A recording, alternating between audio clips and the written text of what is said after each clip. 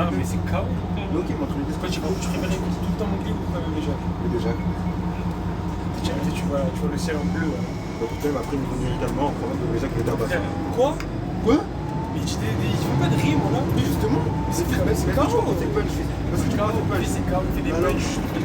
Ça c'est un jour de MC. Ça va. C'est un jour de MC. Il s'assoit. Qu'est-ce que. Mais quoi, les anciens boys faisaient des rimes? Toi, c'est ça. Ça, c'est le rap, ça passe des rimes. C'est ça le bail. Tiens, mais ça, c'est des rimes. Pas tout. Mais de ne pas faire de rimes. Je pense que c'est pas de rimes. Voilà. Tu as fait des rimes. D'accord. Bon bébé, j'aime. Ton renard quoi, il marche pas trop. Bon bébé, j'aime. Il marche pas, ouais.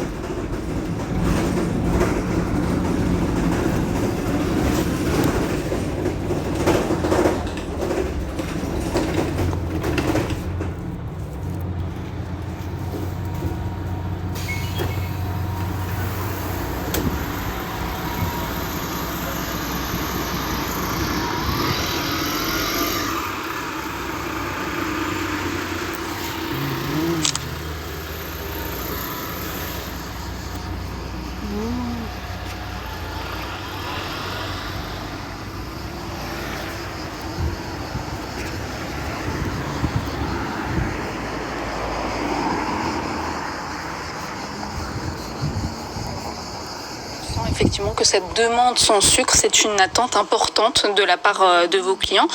D'où proviennent les baies de genièvre que vous utilisez?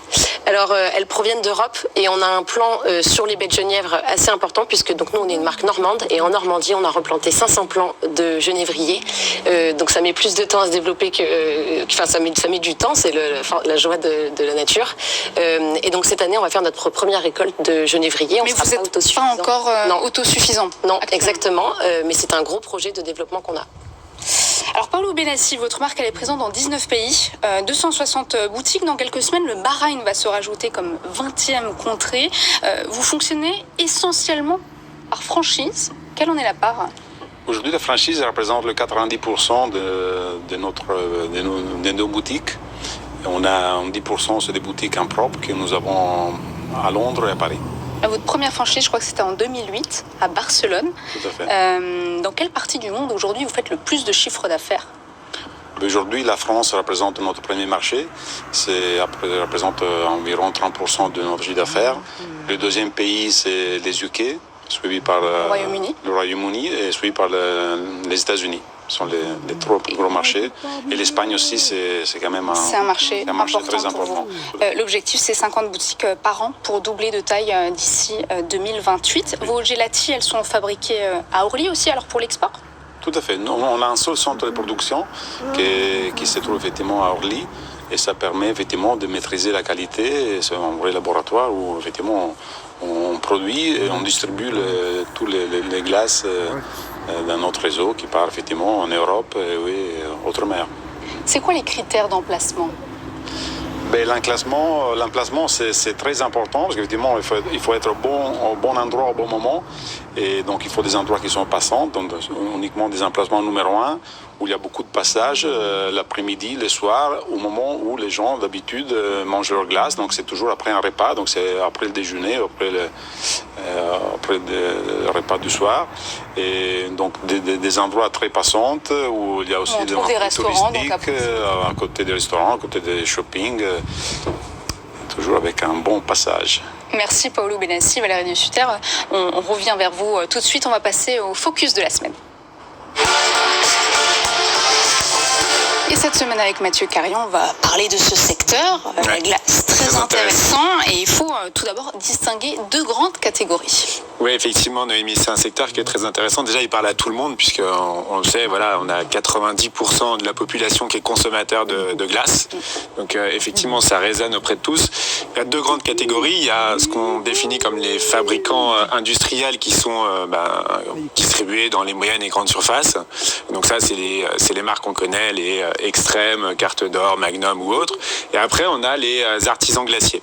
Les artisans glaciers, donc eux, ils distribuent à travers leur propre réseau. Donc ces artisans commerçants, ils ont leur magasin physique.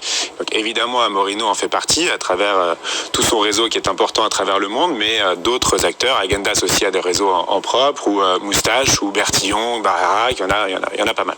Et comme vient de l'expliquer Paolo Benassi, effectivement, il y a aussi deux grands moments de consommation. Voilà, il y a deux grands moments de consommation, comme Paolo le disait, c'est après un déjeuner, un dîner ou un goûter, mais donc il y a le premier moment